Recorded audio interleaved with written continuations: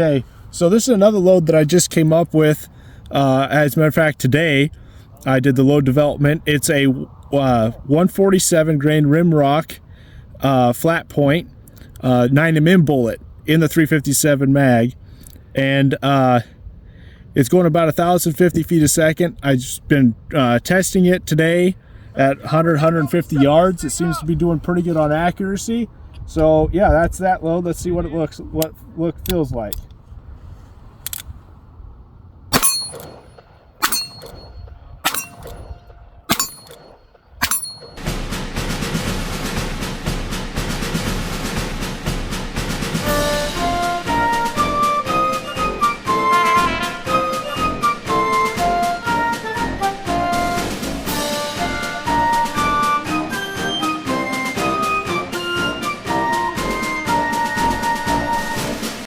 Okay, so the other day we posted a video about a 9mm bullet that I was loading up in the 357 Magnum.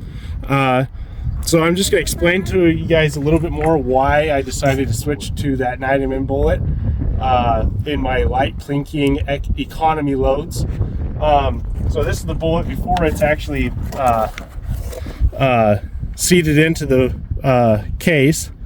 It's a Rimrock 147 grain size to 356 diameter bullets.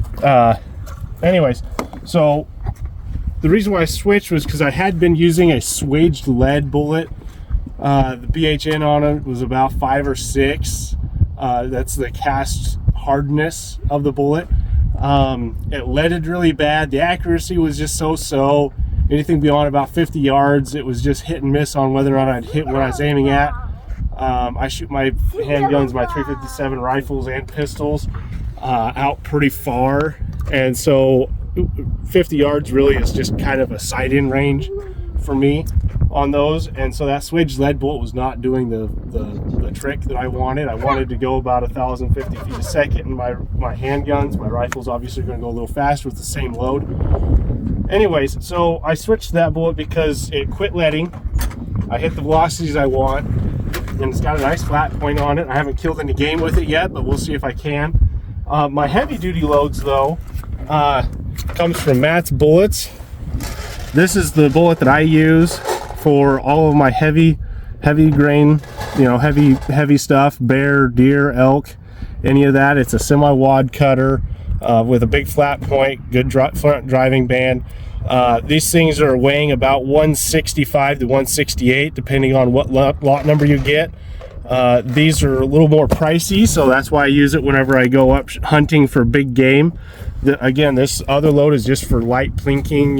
If I'm up for a day riding on the mountain with my horses and I see a coyote, I can shoot him with the light economy load or this load. But for my practice load, that's what I like, is this Rimrock bullet. But anyways, something else about it, you have to size, with my particular Marlin rifles, you have to seat these to 1.606 overall length. Otherwise, they do not feed well inside the Marlin rifles. I got my notes here. I'm using accurate number 5, 8.5 grains. That's what my personal guns like, but you'd have to do your own load development yourself if you want to use the same load.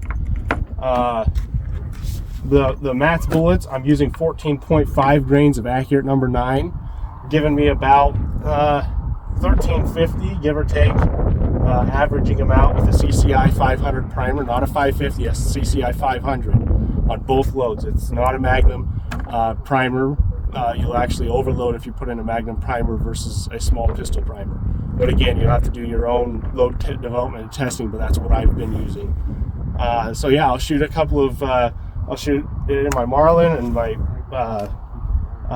Blackhawk. I also got my Model 28 357 that I have on today. So yeah, we'll shoot this and see what they feel like. So this is the light economy load in my Marlin 357.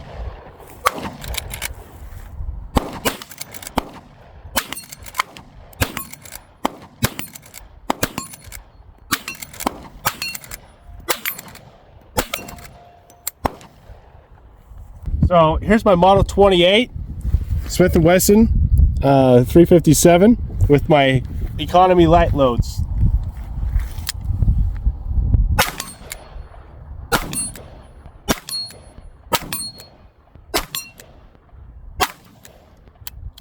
All right, so here's my Blackhawk, old model, 357 Magnum, light economy loads.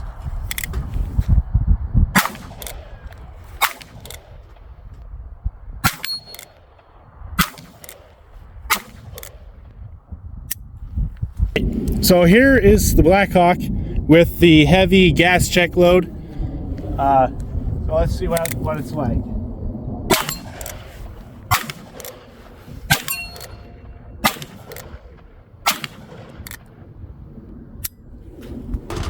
Okay, so all in all, accuracy with this bullet is obviously not going to be as good as the full, 357 size 358 gas checks, but they're pretty accurate. I've shot them out to 150 and even 200 yards, and I haven't had a reason to, think that bullet won't perform well. It's very accurate. I haven't shot anything with it, like I already said in the video, but yeah, I really like it.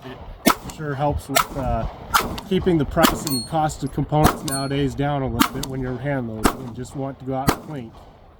So, else to note about especially these older guns like this, mainly the Blackhawk, this is an old model, and my Smith & Wesson Model 28, old guns. The metals that they used on these were not very robust, weren't very hard, and as a result, if you shoot too many jacketed bullets in them, if you look really close right here, I don't know if you can see very well, but you'll see that top strap, how it's cut. That's actually a cut. That's not carbon buildup, it's actually cut. And then down right here in the forcing cone area, it's actually washed out some.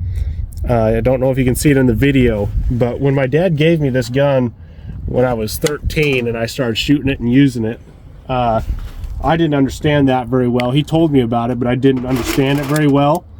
And so I would go out and with full power 158 grain full jacketed bullets, XTPs and Sierra jacketed hollow points, and shoot beavers and muskrats and whatever else all the time with it. I put thousands of those rounds through it, and as a result it started cutting that top strap.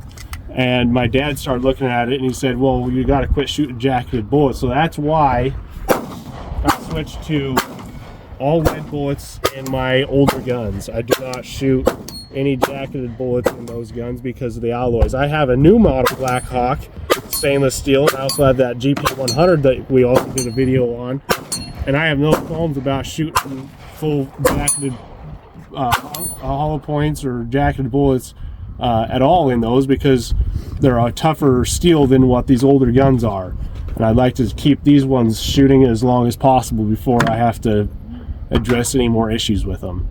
So, thank you for watching this episode of the Pierce Brothers. If there's anything you want to see us do a video on in the future, please throw that in the comments. We're also on Instagram, so go give us a follow there, and we'll see you next time. Thank you.